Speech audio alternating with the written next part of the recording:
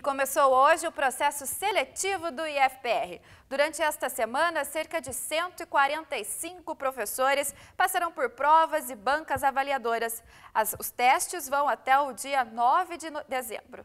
Alguns estavam ainda verificando o ensalamento, cerca de 146 inscritos, para apenas 11 vagas de professores do Instituto Federal em Umuarama. As inscrições aconteceram entre outubro e novembro. De acordo com o diretor-geral do campus de Umuarama, o quadro de professores está defasado. A necessidade é de 60 professores e, mesmo com o concurso, ainda ficará abaixo da média. O quadro completo, a estrutura montada, aquele enxoval que se fala para os campos, são em torno de 60 professores inicialmente e 45 técnicos. Então, de 22 para 60 há uma grande defasagem e a gente fica limitado em estar oferecendo novos cursos, a gente fica limitado em estar atendendo a população naquilo que ela deseja. O concurso acontece durante toda a semana. Hoje está sendo realizada a parte da prova escrita, aonde é eliminada a maior parte dos concorrentes. Apenas 25% passam para a próxima fase, onde será realizada a prova de análise curricular, didática e a entrevista. O processo todo leva em torno de 45 dias.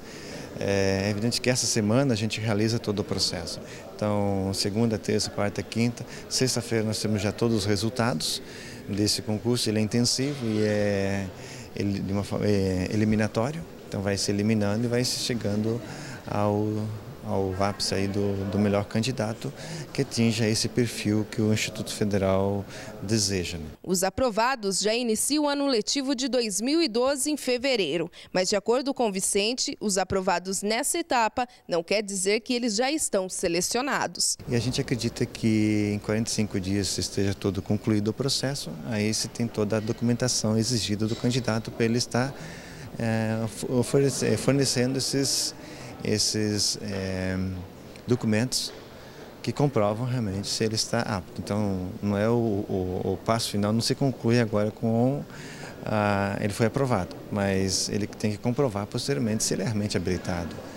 Então, a gente dá todas as credenciais possíveis, mas ele tem que comprovar. Para 2012, já há previsão de novos concursos do Instituto Federal. Nós vamos ter, a partir do ano que vem, final do ano que vem, 2012, um novo concurso para professores.